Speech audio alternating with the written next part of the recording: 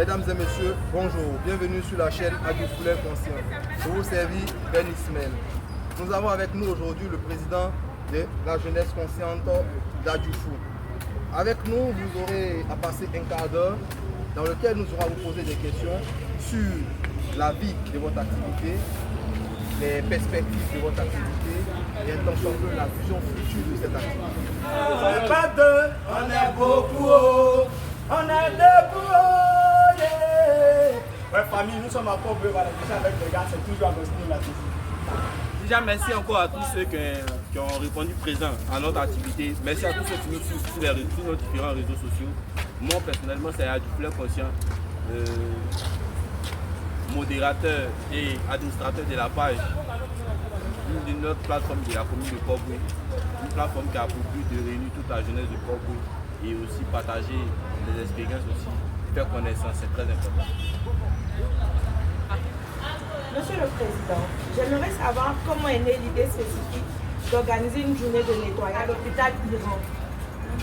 Déjà, moi, avec le collectif, en tant qu'équipe consciente, on a jugé bon de aussi mener une activité qui va impacter aussi bien notre centre social, mais aussi impacter la jeunesse. Mais comment avoir le seul centre, aussi bien semi-privé, qui a aussi une grande localité qu'à Adjoufou, bien peuplé, qui a un seul centre, un dispensaire, qui est l'hôpital Iran. Pourquoi ne pas mener une activité aussi bien sociale et aussi urbaine pour permettre, pour montrer aussi aux docteurs, aux médecins qu'on n'est pas juste là pour les critiquer. Voilà, c'est important de dire quand souvent c'est pas bien fait, c'est important aussi de le faire, mais c'est aussi important aussi de dire qu'on est avec eux, on reconnaît le travail qu'ils font, on sait l'impact qu'ils ont pour notre communauté, on sait le bienfait qu'on a déjà de venir ici et avoir un centre déjà qui est propre, qui a un cadre bien organisé. Ça aussi, déjà ça impacte déjà le patient qui arrive. En premier lieu, le fait d'être d'un cadre propre, d'être d'un cadre va lui permettre aussi d'avoir une certaine. D'abord, la santé là, c'est pas seulement que physique, elle est mentale, elle est spirituelle et puis elle devient physique. Voilà, donc je pense que c'est la cette optique qu'on a décidé de choisir notre établissement pour mener notre activité. Nous voulons dire à la population d'Adjoufou qu'ils peuvent compter en fait sur des jeunes forts qui sont là pour eux, des actions sociales, qui sont là à tout moment avec eux. Et nous aimerons ensemble arriver loin. Ok, Président, dites-nous, après le choix de l'hôpital Iran, est-ce que cela débute d'une série d'actions où nous commençons sur l'hôpital Iran, après qu'il va étendre sur plusieurs autres hôpitaux, ou si c'est juste l'hôpital Iran et on arrête juste là, on ne parle plus de l'association des jeunes personnes.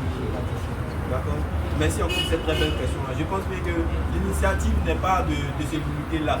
C'est vrai qu'on dit que là où 2-3 personnes sont là, il y a déjà une motivation. Et notre motivation là a aussi, on dira que c'est un combat à mener. Et le combat là, le mène aussi pour la commune et pour le pays. Donc déjà le premier lieu, on a senti que fallait qu'on commence quelque part. Voilà, commencer quelque part. Pourquoi ne pas commencer à Adjoufou pour aller ailleurs? Voilà pourquoi on a opté de faire la première activité sur l'hôpital Iran. Sinon notre objectif c'est d'étaler encore plus nos actions, partir toucher nos responsables les plus démunis peut-être de la commune, toucher aussi le bord de la commune, pourquoi pas toucher les établissements scolaires de notre commune, pourquoi aussi ne pas accompagner les veuves et les orphelins de notre commune, pourquoi ne pas créer un cadre d'emploi jeune, d'auto-emploi jeune entre nous-mêmes de la commune. Donc l'objectif n'est pas de se limiter là, mais l'objectif c'est de commencer avec un point fort. Et le point fort c'est la santé. Et on sait que quand on parle de santé, c'est le point un peu général. Voilà pourquoi on a commencé l'activité. D'accord, Président. Donc en un mot, je vais vous tirer quelques mots. Est-ce que cela veut dire que dans un mois environ, on doit s'attendre à une autre activité de cette association des jeunes de Adjoufou? Je dirais qu'au-delà de qu'on s'attende à une activité, j'aimerais que cette activité-là soit la lettre de chaque jeune. Que chaque jeune sache qu'on est chez nous. Si nous on n'est pas propre, quelqu'un ne va pas venir faire ça pour nous. Les Français là, excusez. Mais si ce n'est pas chez nous ici, on a commencé là. Quelqu'un ne va pas venir faire chez nous ici. Que nous-mêmes nous soyons déjà la première sécurité de notre voisin, la première personne à pouvoir détacher ou même dénoncer certaines réalités sur le terrain, mais aussi apporter, comme je l'ai dit dans l'introduction, c'est bien bon de critiquer, mais c'est bien bon aussi d'apporter des solutions aux critiques.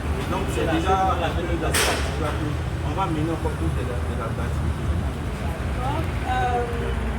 J'aimerais savoir combien de temps cela a-t-il pris pour mettre en place?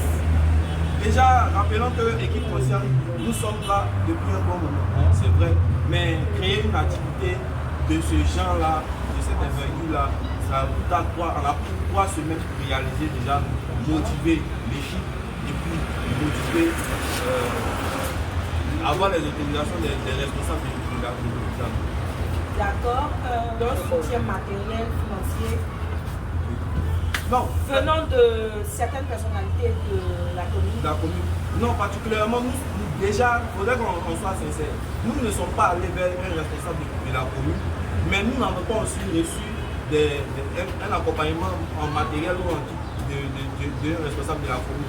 Pourquoi déjà j'explique? Parce que notre objectif, c'est de créer cette communauté-là qui va dépendre d'elle-même, une communauté indépendante en tant que jeune indépendant. On a tendance à voir plus la jeunesse dans les bars, dans les maquis. C'est dans l'argent des poids, dans le bar, dans le maquis. C'est qu'on peut créer des choses avec nous, notre fonds.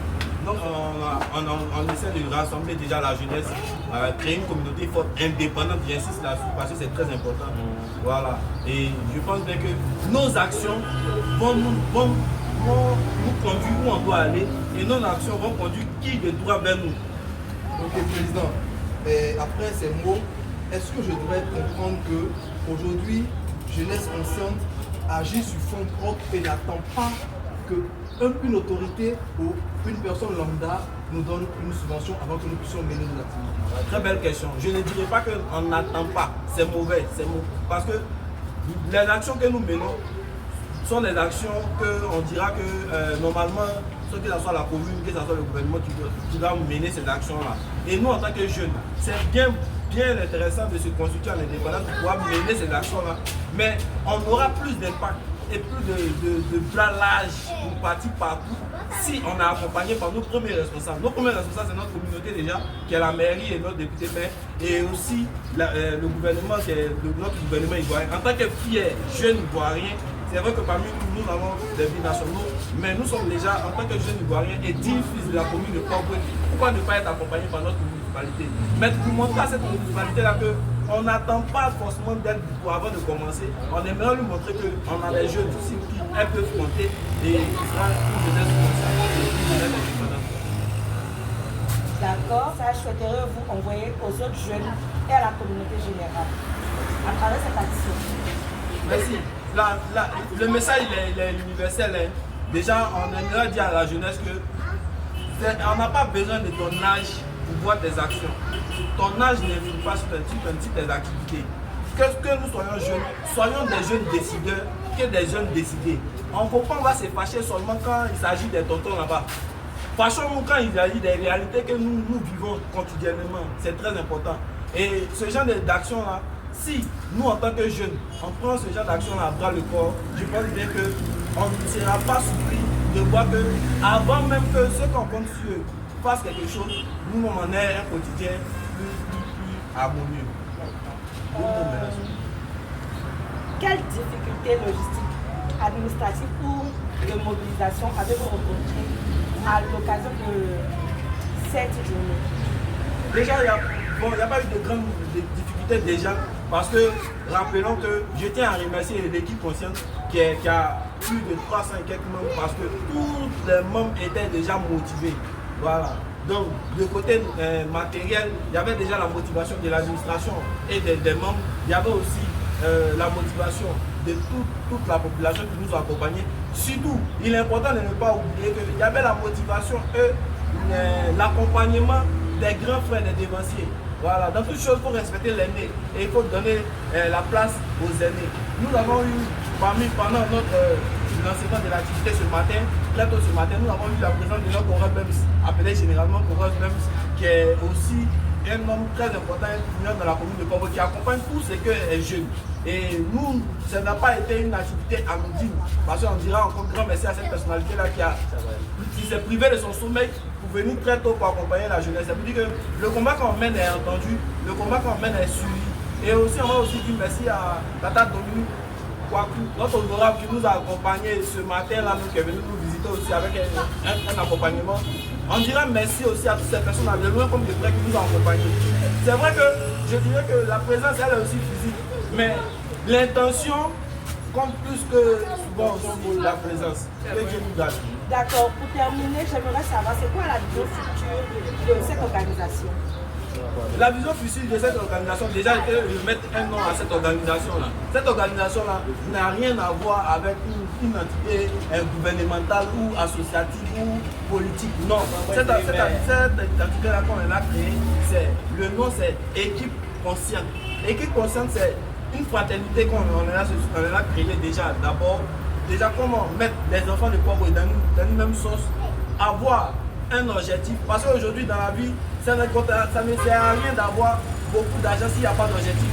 Et en ayant des objectifs, on peut créer cette richesse-là. Et je sais que si la commune de Poivre, les jeunes de Poivre sont en confiance, franchement dit, il n'y a pas une autre commune qui pourra nous dépasser. Donc déjà, c'est de créer une communauté très forte. Et je le répète encore, indépendante. Voilà, parce que généralement, la jeunesse attend que l'aide vienne d'en haut avant de pouvoir agir. Si nous, on arrive à pouvoir créer notre indépendance, on aura encore plus d'impact dans notre communauté. Voilà, donc le but, c'est de créer une communauté forte, rassembler une famille de base et puis aussi avoir beaucoup d'objectifs qui pourront mener nos activités et nos actions. Ok, Président. Je pense qu'après avoir fait un récap de ce que vous avez dit, vous allez regarder cette caméra dans les yeux. On n'est pas un, on n'est pas deux, on est beaucoup. On est debout à bout. Merci la famille. Merci la famille, merci d'avoir été avec nous. Merci à tous ceux qui nous suivent, merci à tous ceux qui nous encouragent. Si ce n'est pas Dieu, on ne peut jamais dire merci à quelqu'un.